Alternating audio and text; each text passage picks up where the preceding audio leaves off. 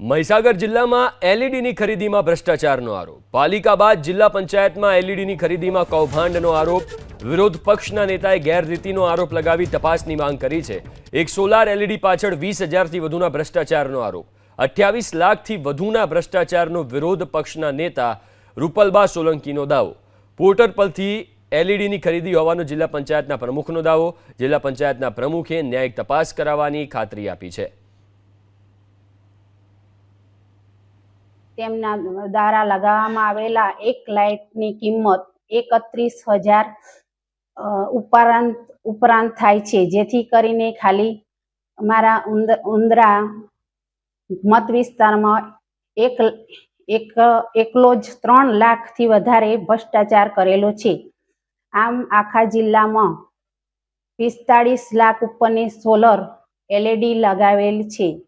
તેમાં મારી જાણ મુજબ 28 લાખથી વધારે ભ્રષ્ટાચાર આચરવામાં આવેલ છે, જેની તપાસ હું માંગ કરું છું।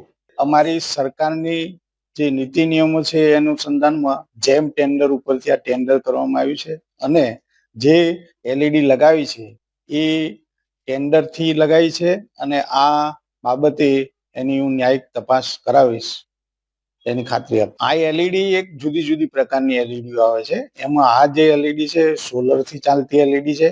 હવે એ જે લગાવી છે અમારા અધિકારીઓ પણ એનું નિરીક્ષણ કરશે અને પછી એની તપાસ કરી અને જે તે ખુલાસો કરીશું।